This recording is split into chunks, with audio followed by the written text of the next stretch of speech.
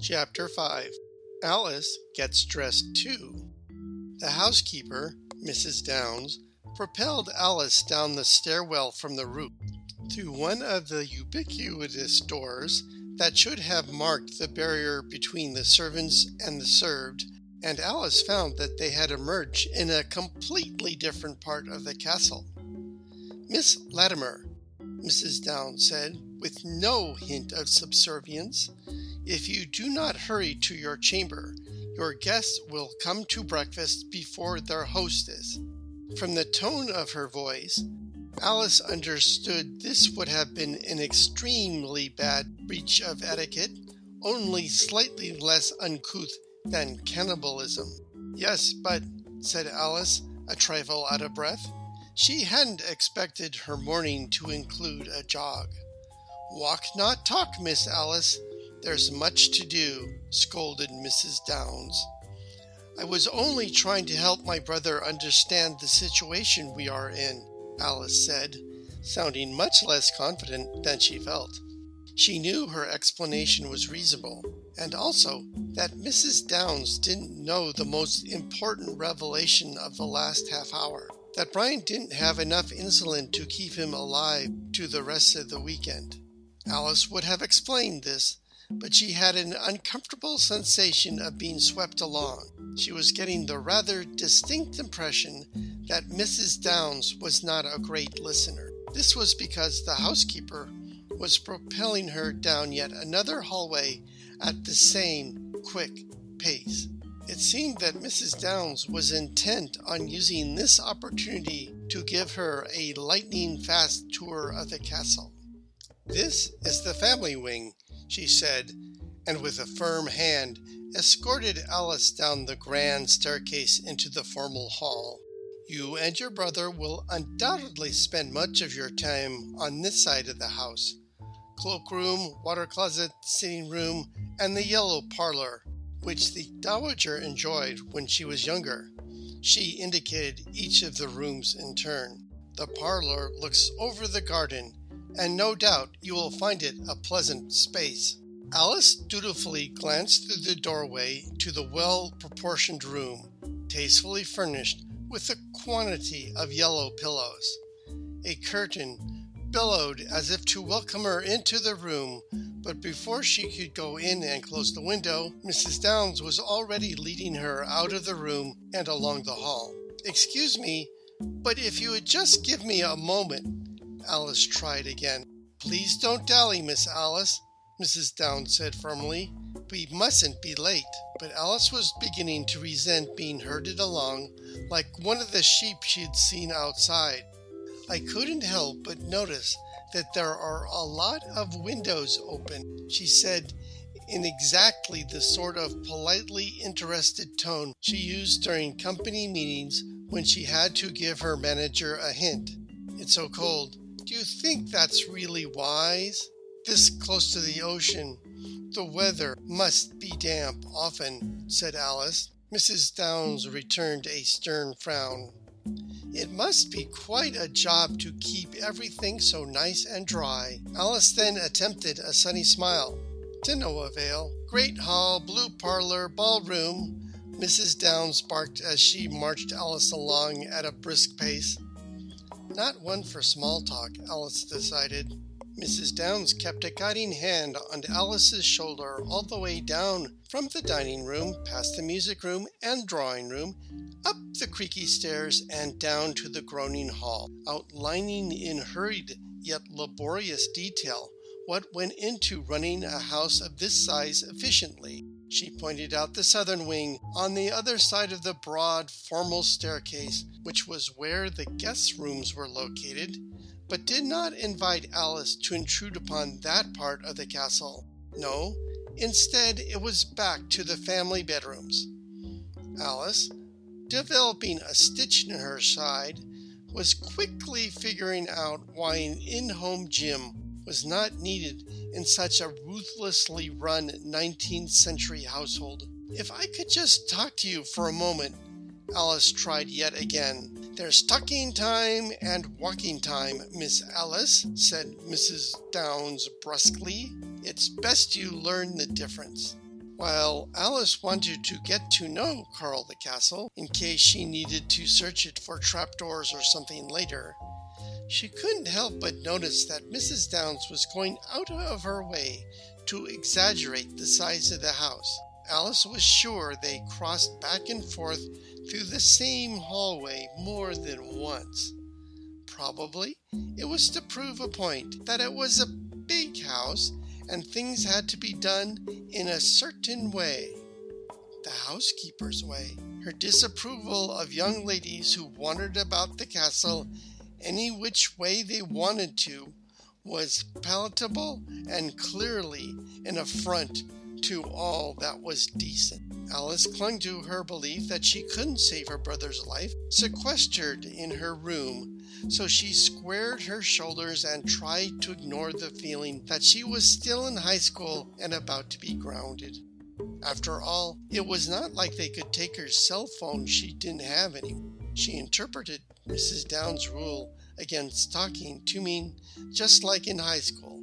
Discipline was to be done privately, and so if there was going to be a lecture, clearly it had to wait until Mrs. Downs had Alice back in the privacy of her room. "Here we are," Mrs. Downs said, pausing before a familiar door. "Your room." As Alice had surmised, this was exactly where she remembered it, directly across from Brian's. "Great, a big circle," Alice said cheerfully. "Magellan had nothing on me for circumnavigation. Is it time for talking yet?" she added. When Mrs. Downs glared at her, Alice beamed back sunnily. She had this theory, borne out through experience, that nothing was more irritating than when somebody completely failed to realize they were in disgrace. Mrs. Downs opened the door and at the same time opened her mouth to say something quelling, but any further discussion was forestalled. A new person was there. She was wearing a neat, simple uniform and didn't seem at all surprised to see the housekeeper and Alice burst in, breathless from their hasty tour. "Miss Pocket," said Mrs. Downs. "Mrs. Downs," said Miss Pocket. The woman exchanged respectful nods, which seemed to suffice instead of a curtsy. Did servants curtsy to one another? Alice wondered. It had been a long night, and honestly, she wasn't sure she was quite sharp enough to suss out all the rules. Still, it didn't take a genius to recognize that the two women were not the best of friends, especially when the silence between them stretched out and out again, both ladies unwilling to yield the field to another. At last the housekeeper said, "Well, I have things to do. Breakfast will be served at 10. I'll see to it that Miss Alice is ready to receive her guest," replied the maid. "Well, see that you do," said the housekeeper, and having had the last word, she stepped into the hallway and closed the door in a very careful way that implied all the slamming that could have happened if it weren't for Mrs. Downs' amazing restraint. Alice and Miss Pocket remained where they were for a moment, frozen as if waiting for the housekeeper to return. Whatever they were waiting for, they felt it at almost the same moment. A sigh settling in the walls of the old house, which seemed to signal a release of tension. Alice let out a breath she hadn't realized she'd been holding, and Miss Pocket abandoned her reticence. "She can be a bit much, I know," said Miss Pocket. "It's just her way." "Tell me about it," Alice grumbled. "I feel like the rope after a game of tug-of-war." "Well, you've had quite an early morning, haven't you?" Miss Pocket asked, her smile bright. "Come, sit by the fire while I get your gown ready. Pink, I should think," she added thoughtfully. "Oh, no," said Alice, who had decided ideas about fashion most mildly expressed as, "I avoid pastels." "Well, "Pink is fashionable for unmarried ladies this season," said the maid. "We had a bit of scramble when you arrived, and we realized you were Lord Latimer's sister rather than his wife. But if you don't like pink, we could do something else.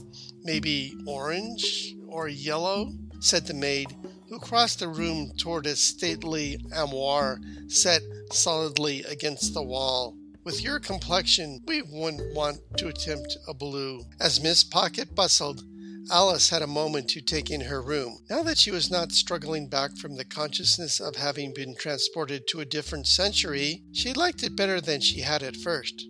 The room wasn't anywhere as big as Brian's, but in a castle where people randomly left windows open to let in the cold air, this didn't seem much as a disadvantage as before. In addition to the armoire, the chamber boasted a bed with a set of sea green draperies, curtains which seemed to be yearning to billow when the window was open, a green and flowered rug across the floor, a small empty table with an empty bowl, and a steaming pitcher of water and a comb. There was a mirror and a chair, and the sort of sofa ladies were rumored to have used for fainting. Next to the chair was a little table with a cheerfully glowing lamp and a strange, old-fashioned— "Everything is old-fashioned," Alice scolded her brain— "sort of book, which looked to be a collection of loose pages bound together with a satin ribbon." A small pile of portrait miniatures lay next to the book. Beside the table, the fireplace, with an actual fire in it, was bright and deliciously warm after who knows how long. Alice didn't have her cell phone, and she also didn't have a wristwatch. Running barefoot through the castle, she took a seat in the chair, stretched her toes towards the coals, and sighed, fighting the sleepy sensation that came from warming up after being so cold. "Whoever designed this room must have had me in mind," Alice said. "It's glorious." Glorious it might be, but it was also clearly very old, as the house took that moment to settle with a quiet groan. She glanced up at the maid and the closet full of clothes behind her. "And who do those belong to?" Alice asked. "You, Miss Alice," said Miss Pocket, giving her a thoughtful look from her dark, solemn eyes. The maid considered her words, then added, "While you are here."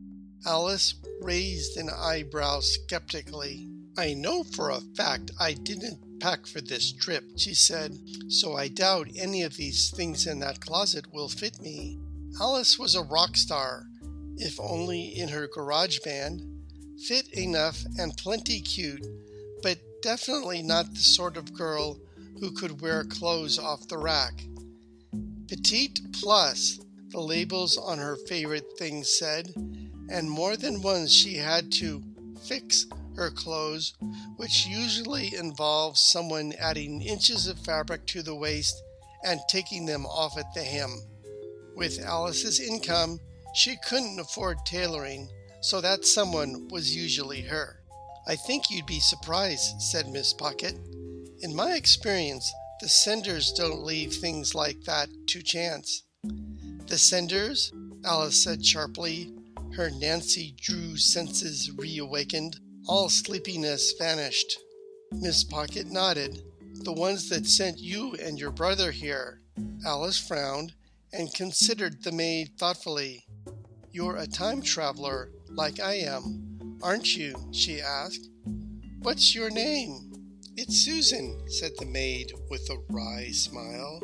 "But I've been here for 2 years now, and I'm kinda used to being called Miss Pocket. It's a sign of respect, and back in 1940, I didn't get much of that." "2 years, and you're still here? Do you want to go home?" asked Alice. "Of course," said Miss Pocket. "Electric lights, indoor plumbing, and double features at the movies? Absolutely. But I've learned a surprising number of skills since I've arrived here, and I think I can make something better of my life than I had before." Alice opened her mouth for clarification, but after a warning glance from Miss Pocket, closed it again. Maybe the glance meant they weren't alone as they seemed.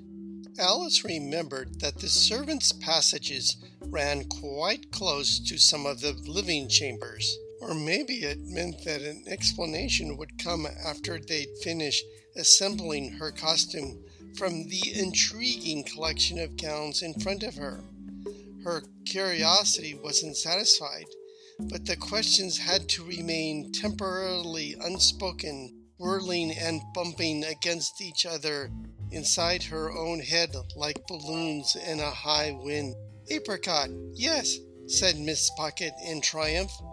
The maid had selected a dress from the closet, one just about the color of the fruit she'd mentioned. She laid it across the bed, then turned back to fetch petticoats and more. Alice was temporarily diverted as she contemplated something that not only seemed well made, but astonishingly enough looked like it would both fit and look good on her. "You'll forgive me for pressing you, Miss Alice," said Miss Pocket with an air of friendly competence, "but if you wish to be a good hostess to your guests, you will want to be ready to greet them in the dining room when they come down for breakfast." "Wait," said Alice, looking up from the dress in alarm. "What? Hostess?" Miss Pocket looked sympathetic. "It will help if you remember that your brother is the Lord of Dartmoor Castle, and you, as his sister, are the castle's mistress. The ladies haven't made your acquaintance yet, but they have received letters to imply that Lord Latimer will be happy to welcome them." "Lord Latimer?" said Alice blankly. "Yes," said Miss Pocket, "your brother." "But he hasn't written any letters," Alice protested. "I would have noticed." "The senders who arranged for these clothes also arranged for the letters. You will find that they are adept at manipulating time and space to suit their ends." "Can I see these letters?" asked Alice, who was definitely not enjoying the feeling of being swept along to the land of responsible job duties, and was thinking perhaps she would rather play dress-up a bit longer. On the other hand, her inner sleuth could not resist the lure of further clues, as Miss Pocket set the antiquated book from the side table into her hot little hands. Alice discovered what she had assumed was a book was actually a collection of handwritten letters. A glance at the different writing styles of handwriting, which ranged from precise and almost calligraphic to scrawled and crisscrossing the page in a very confusing way, reminded her that the English language was still very much under construction at the moment, and she decided she was not up to decoding the spelling. She shook her head, closed the binding, and said, "Maybe if you just give me the facts I need to know about these ladies." Miss Pocket, having assembled the pieces of her outfit, needed only a moment to replace Alice's nice gown with a chemise and pair of stockings. "Naturally, I would never be so bold as to take the opportunity to read your correspondence while waiting for you to make your morning appearance.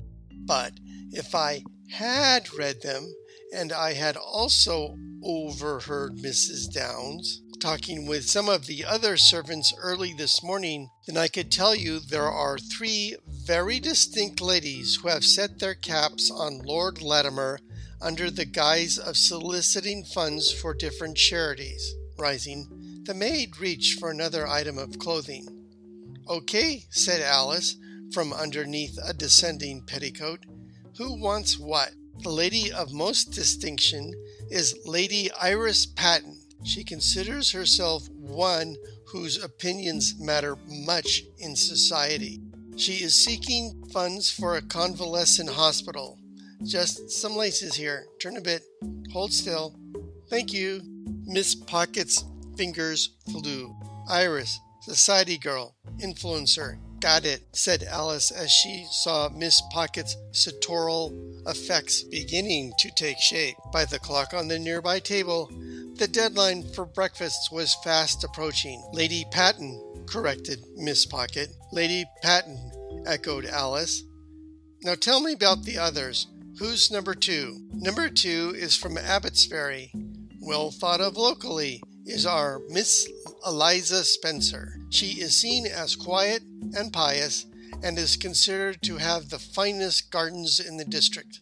She has a scheme to improve some common land in the local village and would like his lordship's blessing, as well as some clippings from the gardens of the estate." The apricot skirt was layered over the petticoats and adjusted.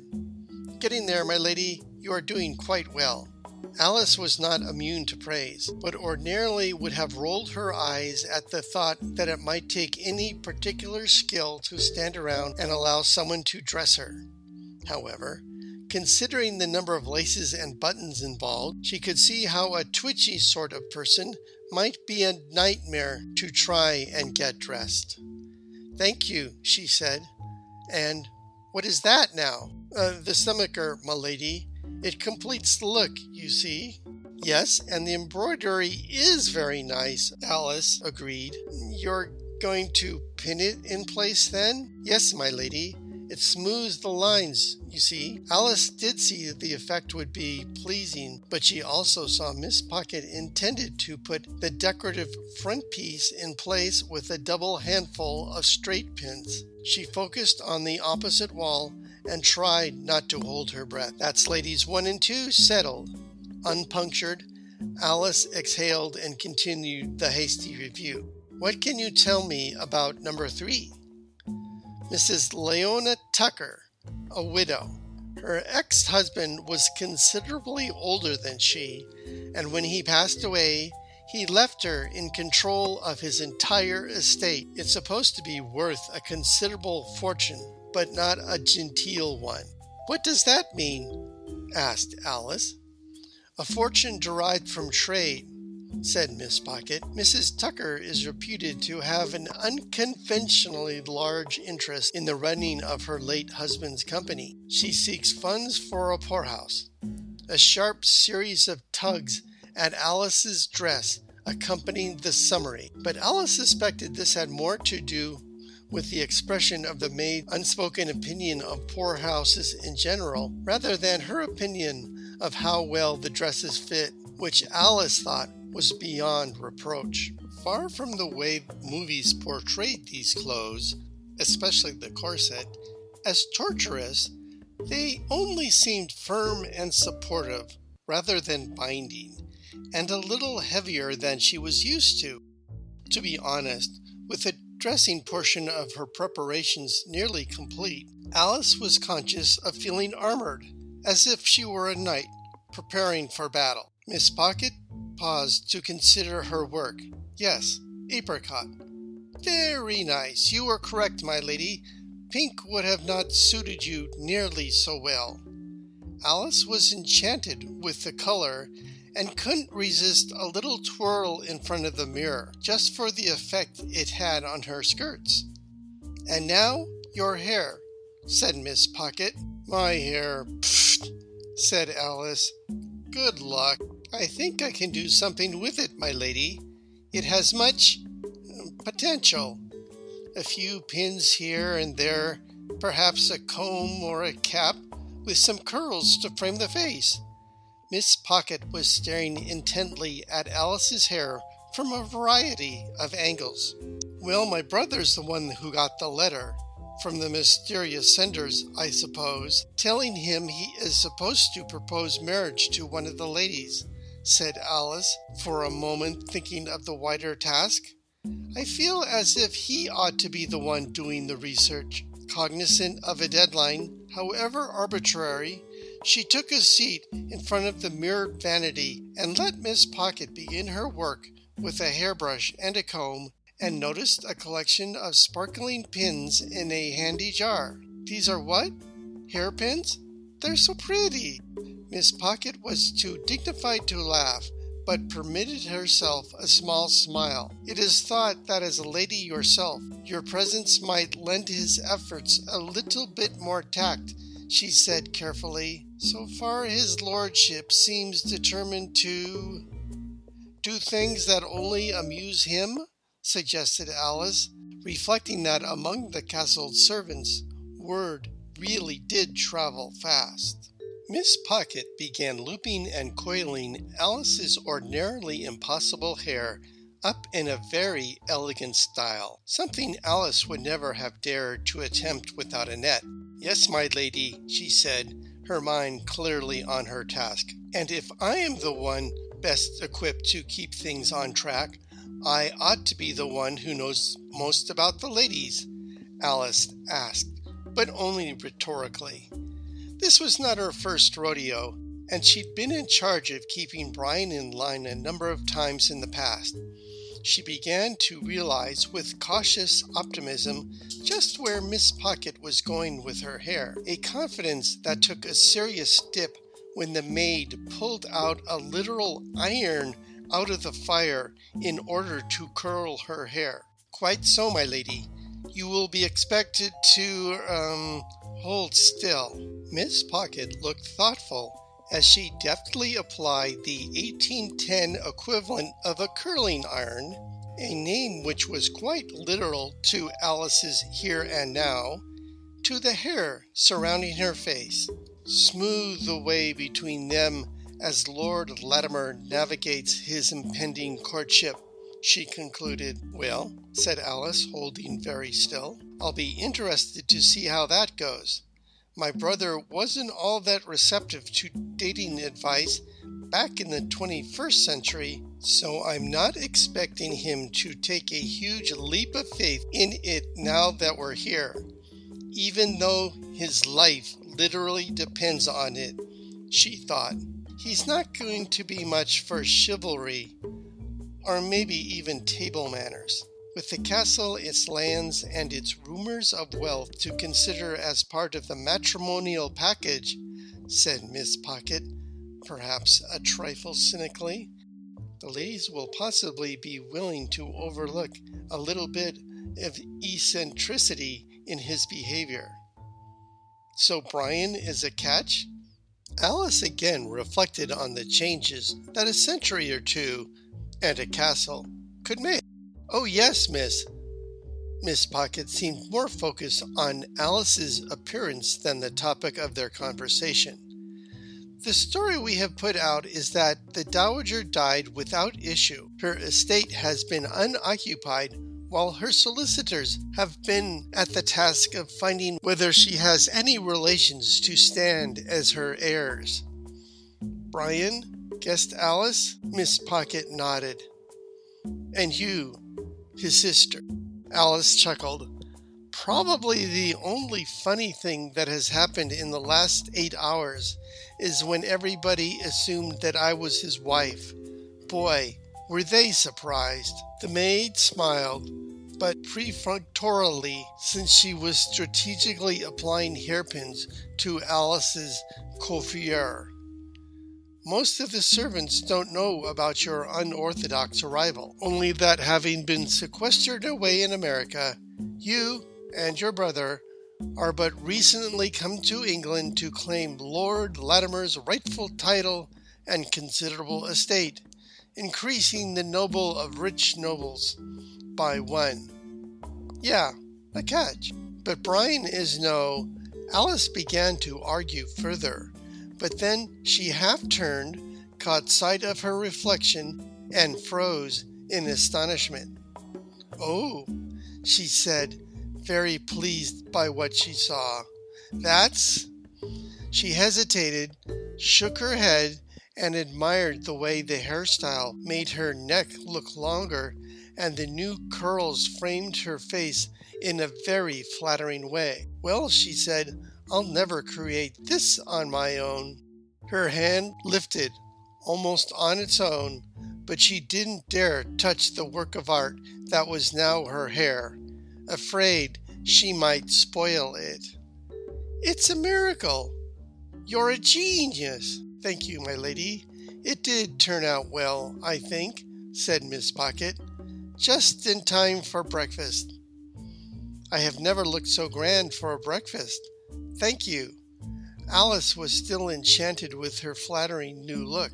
"'Tis my pleasure, my lady, to help you fulfill your hostess role as someone every bit worthy of Dartmoor Castle."